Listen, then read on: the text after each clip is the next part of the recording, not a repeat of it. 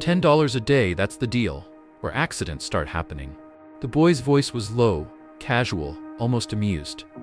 Zaria Coleman looked up from her lunch, met his eyes, and said nothing. She didn't need to. Her silence had weight, and it unsettled him more than he realized. Just 2 days earlier, Zaria had stepped into Willowridge High School for the first time. The campus sat quietly in a small town in rural Georgia, surrounded by trees that were beginning to shed their burnt orange leaves. It was early fall, and a thin mist still clung to the football field as students filed into the school, laughing, yawning, shuffling through familiar morning routines. To the locals, this was just another Monday. To Zaria, it was the beginning of yet another attempt to disappear. She and her mother had just moved from Atlanta over the weekend. The shift from city chaos to small-town rhythm had been jarring. There were no honking horns here, no police sirens at midnight, no towering apartment complexes casting shadows over the sidewalks. Their new place sat above a pharmacy and smelled faintly of bleach and hand soap. It was smaller than anywhere they'd lived before, but her mother, Rochelle Coleman, had called it a fresh start. She had taken a new job at the county hospital, one of the few openings that could support them both, and she had asked Zaria, begged her, really, for one thing, no more fighting. "I know what you can do," her mother had said, tired eyes locking onto hers across a half-unpacked box of dishes. "But this time I want you to just be a regular teenager. No more training, no more tournaments, no more bruises. Please, Zaria, just live." Zaria had nodded, even smiled a little. She understood. After everything they had been through, her mother wanted safety, simplicity, normalcy, and Zaria had promised to try. To anyone at Willowridge, Zaria was easy to overlook. She was small for 16, wiry but strong, her posture tight and controlled like someone always aware of the space they occupied. Her dark brown skin gleamed beneath the morning light, and her long braids were tied neatly behind her head.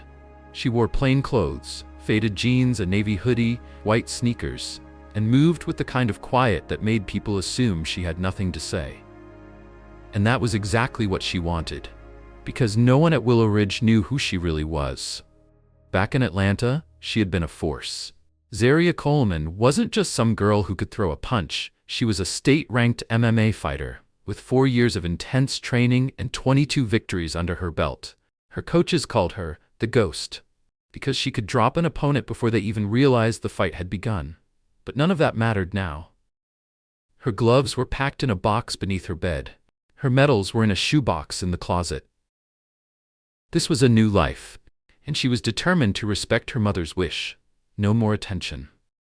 But towns like Willowridge had their own kind of danger. It wasn't the loud, obvious violence of the city. It was the slow, creeping cruelty of boys who had never been told no. And at the top of that food chain stood Chase Miller. Tall, cocky, and as untouchable as they came, Chase was the golden net. At the top of that food chain stood Chase Miller. Tall, broad-shouldered, and always surrounded by laughter that didn't feel quite right, he moved through the hallways like he owned them. And in some ways, he did. His father sat on the board of trustees and had recently donated a brand-new science wing to the school. Teachers let things slide when it came to Chase. Detentions vanished, complaints got ignored, and no one dared challenge him. Not students, not staff. So when he noticed Zaria sitting alone at lunch on her first day, head down and trying to remain invisible, it was only a matter of time before he struck. He approached with his usual swagger, flanked by his ever-present shadows, Trent, with his squirrely smirk and too loud laugh, and Logan, silent but always looming. The three of them stopped in front of her table as if it had been reserved for royalty. Zaria glanced up, then back down to her lunch tray, unbothered. That, more than anything, irritated Chase. "Look at this," he drawled, loud enough for several surrounding tables to hear. "The new girl thinks she's too good to say hi." Trent snickered. "Maybe they don't say hi in Detroit." Zaria didn't answer, though her fingers tightened ever so slightly around her fork. "You're from Detroit, right?" Chase asked, stepping closer, his voice dripping with mock friendliness. "You must be used to paying for protection." There was a moment of silence. Zaria slowly looked up, her expression unreadable. He grinned, mistaking quiet for fear. "Here's the deal, sweetheart. $10 a day. That's it. A little donation to keep things smooth. You don't pay, things get messy. Zaria blinked. Messy? Chase leaned in, lowering his voice. You wouldn't want to find your locker trashed, or your homework shredded. Maybe your phone goes missing. Just saying. I don't have $10, Zaria replied coolly, returning her attention to her tray. Well, that's a problem, Trent said. Big problem. Chase stood up straight and laughed. No worries. You've got until tomorrow. Maybe your friends can chip in. I don't have friends here. Yeah, Chase smirked. I can see why. They walked away, laughing loudly, as though they had already won. Zaria sat still, her tray untouched, eyes fixed ahead. Around her, students whispered and giggled, none of them brave enough to intervene, all of them pretending not to notice. The harassment began the next morning. It started small. A shoulder bump in the hallway that knocked her books to the floor. Laughter echoing as she knelt to pick them up. The next time, someone had scrawled "Ghetto Girl" in permanent marker across the inside of her locker door. By Wednesday, things had escalated. During lunch, as she stood in line for food, Trent accidentally knocked over a tray of spaghetti, the red sauce splashing down her back. Gasps erupted, then snickers. Chase offered her a single napkin, smirking. Oops, that wouldn't have happened if you'd paid your dues. Zaria walked away in silence, her hoodie stained, her pride intact. Thursday brought worse. Someone had ripped pages out of her notebook and scattered them through the hallway. As she gathered the pieces, Logan stood nearby, filming with his phone, narrating in a mocking tone. Detroit girl doesn't know how to read without help. Maybe she needs a tutor. The video was posted to a group chat of juniors and seniors. It circulated fast. Dozens saw it, many laughed. No one stood up. Even the teachers saw the aftermath. The torn books, the messy lunchroom, the subtle bruises forming on Zaria's arms, but none of them said a word. Confronting Chase meant confronting his father, and no one wanted that kind of trouble. So they turned their heads, wrote tardy slips, and moved on. In gym class, a basketball was thrown too hard at her chest. In chemistry, someone swapped her labeled beaker with a dirty one. In English, her chair mysteriously disappeared before she entered the classroom. When she sat on the floor, everyone laughed. Zaria said nothing. But silence was not surrender. Each humiliation tightened something inside her. She remembered the hours in the gym, the sweat on the mats, the bruises that had taught her control. She remembered Coach Devon's voice, steady and calm. You never swing first. But when you do, make it count. By Friday, even the freshmen were whispering about her. Some were curious, some afraid, others just eager for entertainment. She had become the new circus act, the quiet girl from the city being slowly broken by Willowridge's unspoken rules. And still, Zaria refused to react. She sat alone. She did her work. She didn't cry. That only made them push harder. That afternoon in the cafeteria, the week's torment reached its peak. Zaria had just set down her tray at the back corner table when Chase approached again, this time with more eyes watching, more students nudging their friends, whispering, pointing. She had barely taken her seat when he stepped up beside her and without a word picked up her tray and tipped it forward. Mashed potatoes, gravy, and peas spilled into her lap. The metal tray clattered to the floor. The cafeteria went silent, then erupted in laughter. Phones were raised. Videos began recording. Chase looked down at her with exaggerated sympathy. Oh no, what a mess. Should have paid the $10, huh? Zaria didn't move. She sat perfectly still, food dripping down her legs, her hands on her thighs, her jaw clenched, her breathing slowed, not sped up. Her eyes didn't blink. And then, very slowly, she stood. She didn't yell. She didn't threaten. She simply looked at him. The expression on her face was blank, but her eyes, those eyes were fire.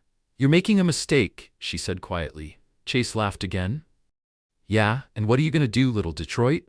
Zaria said nothing. She turned and walked out of the cafeteria without another word, ignoring the snickers and phone screens following her.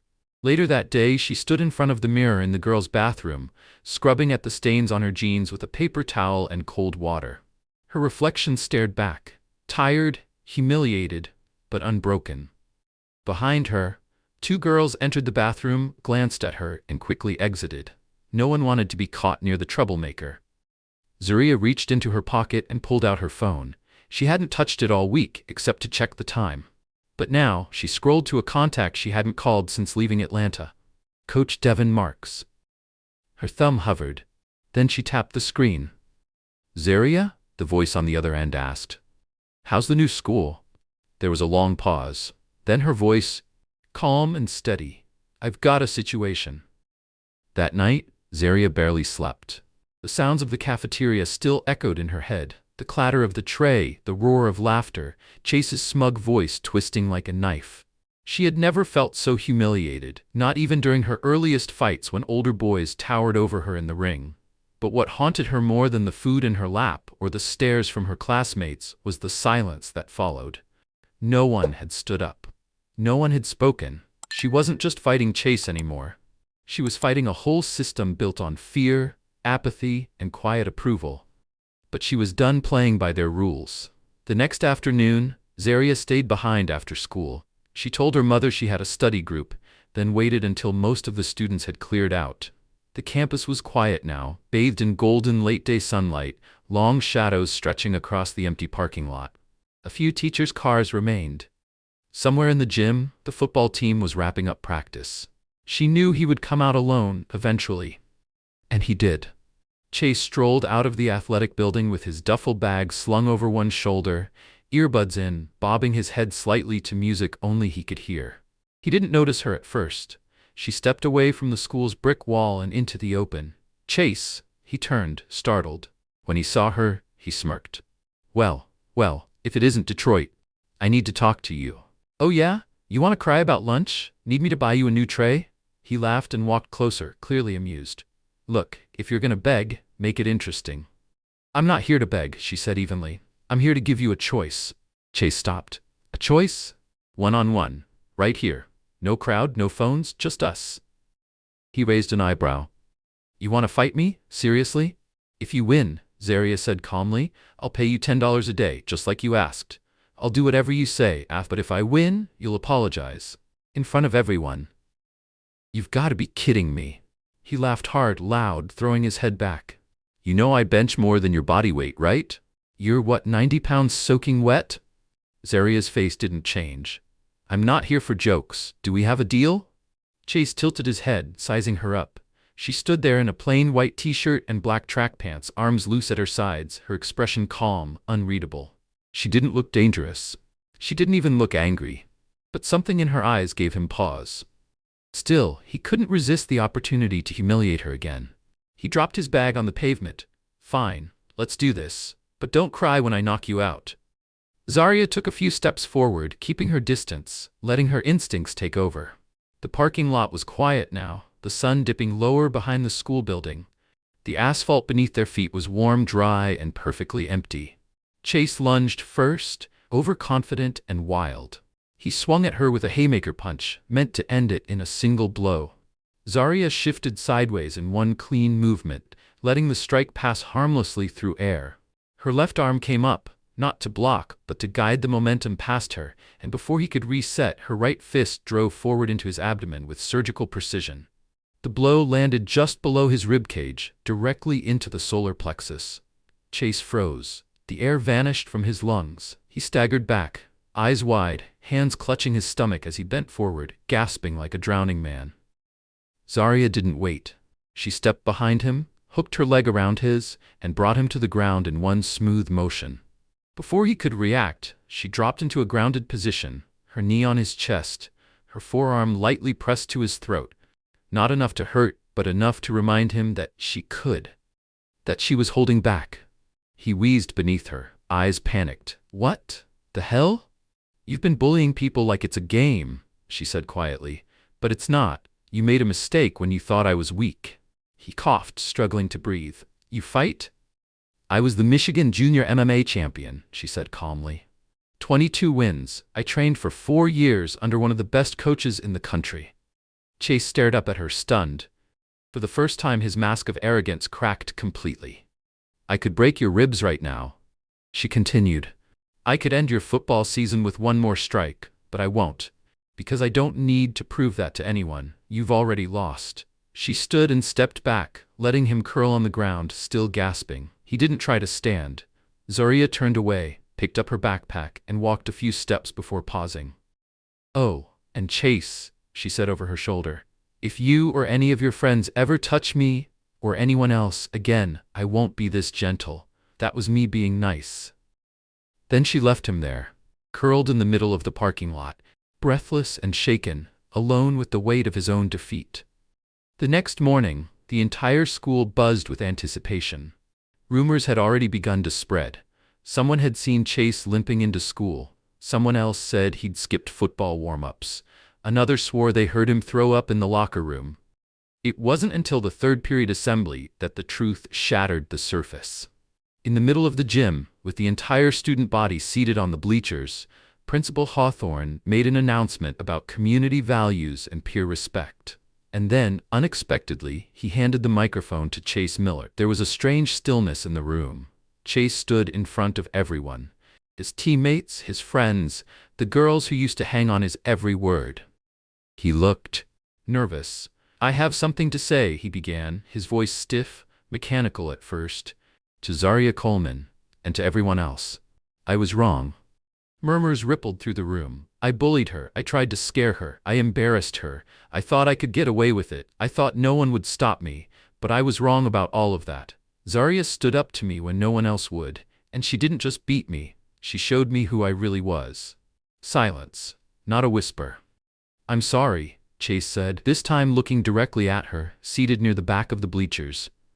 "I'm sorry for everything I did, and I won't do it again, ever." Then he handed the microphone back and walked away, his face pale, his steps slow. The gym was stunned. No one cheered. No one laughed. For the first time since anyone could remember, Chase Miller wasn't the one holding power. Zaria didn't smile. She didn't gloat. She simply nodded once, almost imperceptibly. It was enough. Because in that moment, everyone knew something had changed, and no one would forget it. Word spread faster than wildfire. By the end of the day, everyone at Willowridge High had heard the story. The new black girl from Detroit had taken down Chase Miller. Not with drama or gossip, not with threats or complaints, but in silence, in strength, in complete control. The videos from the cafeteria vanished. The whispers in the hall turned into wide-eyed stares of awe. Teachers who once dismissed her as just another quiet transfer student now looked at her with a new kind of respect. And the students who once laughed at her behind her back now stepped aside when she passed, not out of fear, but reverence. For the first time since arriving, Zaria didn't eat alone at lunch. She sat in the same corner of the cafeteria, but now students hovered nearby, watching her with hesitant admiration. A few days later, 4 girls from different grades quietly approached her. They didn't come with loud questions or big emotions. They stood beside her and waited until she looked up. "Zaria," one of them said nervously, "we saw what you did, what you can do. We want to learn. Could you teach us?" Zaria studied their faces. They weren't looking for violence or revenge. They were looking for confidence, for dignity, for a way to walk into school and feel safe. She nodded once. "After school, behind the gym. Be there." That first session was small, just 5 girls. A week later, there were 12. By the end of the month, more than 30 students, girls and boys alike, showed up after class to train with her. They weren't all looking to fight. Some just wanted to learn how to say no without shaking. Some had lived through what Zaria had. Others simply wanted to protect someone they cared about. The sessions grew, not only in numbers, but in spirit. What began as a self-defense class became something bigger, a place where students found their voice, their strength, their unity. The faculty noticed. Instead of shutting her down, they offered support. The wrestling coach gave her space in the auxiliary gym. The guidance counselor donated practice mats. Even Principal Hawthorne watched silently from the doorway one afternoon, nodding to himself before leaving without a word. Zaria never asked for money. She wasn't teaching for credit or recognition. She taught because it mattered, because it changed things. And in return, the school began to change around her. Local newspapers picked up the story. A feature titled, "The Girl Who Changed Willowridge," ran in the Sunday edition, and during the town's annual Youth Awards, Zaria was honored with a medal for courage and community impact. She accepted it in a simple dress with her hair tied back, her speech short and quiet, thanking her mother, her coach in Detroit, and her classmates who had given her a reason to keep showing up. But the most powerful moment came later, graduation day. The auditorium was packed. Parents, teachers, and students filled every seat. Zaria had not been selected as valedictorian by grades, but by faculty vote. As she stepped onto the stage to speak, the room fell silent, not because it was expected, but because everyone wanted to hear what she had to say. "When I first came to Willowridge," she began, her voice steady and clear, "all I wanted was to disappear. I didn't want attention, I didn't want trouble, I just wanted to blend in. But life doesn't always let you stay invisible. Trouble finds you. And when it does, you have a choice. You either run or you rise. I chose to rise. Not because I'm fearless, I'm not. I've been scared more times than I can count. But strength doesn't mean you're never afraid. It means you show up anyway. It means you stand your ground even when your voice shakes. Don't ever be afraid to be yourself. Don't lower your head in the face of injustice. Strength doesn't live in your muscles. It lives in your courage to stand up for someone else, even when no one else will. If you remember anything from this day, let it be this: you don't need to be loud to be heard. You don't need to be big to make a difference. All you need is the courage to begin. And once you do, everything changes." The room erupted in a standing ovation. Students wiped tears from their eyes. Parents clapped until their palms turned red. Even Chase Miller stood quietly in the back of the room, nodding with quiet sincerity.